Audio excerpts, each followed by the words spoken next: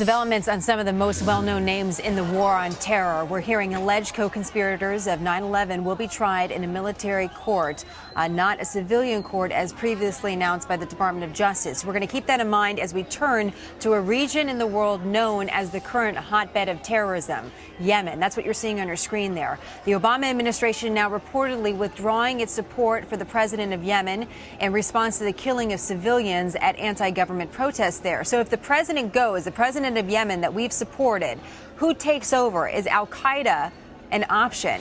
Joining us now is Greg Myrie. He's a scholar with the Mideast Institute and author of This Burning Land. So, Greg, how would you answer that question? Well, I think we're looking at a very complicated situation in Yemen. I think what the discussion is right now would be the talking of easing out the president, Ali Abdullah Saleh, who's been there for more than 30 years, and bringing in somebody who's been in his administration. But that's very unlikely to satisfy the street protesters we see and many of the other groups who are very opposed to his government. So that seems to be the discussion, but I'm not sure if that would make everybody happy. How do you make sense of both of these news items, Greg? On the one hand, we're saying that this ally, and I'm using air quotes here, even though you can't see it, this ally against the war on terror in Yemen, we may not support. At the same time, you also hear that we're going to move forward with military commissions of alleged terrorists at Gitmo. Is there any connection between those two? I mean, how would you say that describes our policy in the war on terror?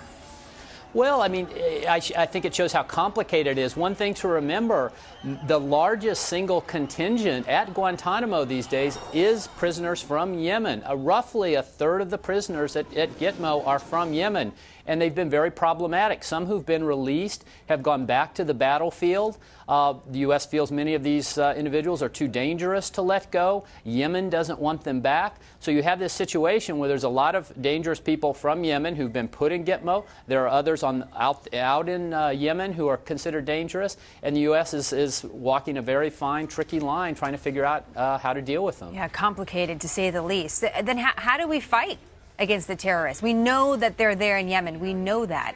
So if we don't have an ally in government, or we may not potentially, I shouldn't say that right now, but we may potentially not have that, then how do we fight these guys?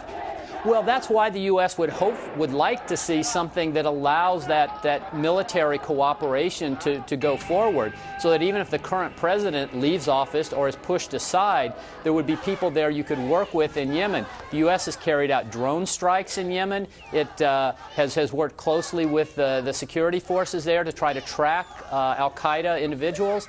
So the U.S. doesn't want to lose this relationship. So I think the U.S. military is very concerned about maintaining the relationship. But I think there's also the issue of the president is highly unpopular and seems to be on the way out.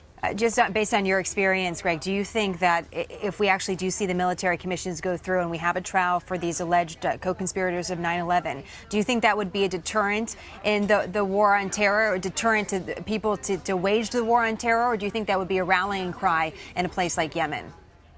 Hard to say. Yemen is a very wild and woolly place. You have a lot of competing factions and groups. There's a entirely separate rebel operation going on. There's al-Qaeda. I don't think they're thinking too much or are too concerned about being brought to trial in the United States. Important is to keep all these things in mind, Greg. Thank you very much, Greg Myrie. I appreciate your insights today. Thank you.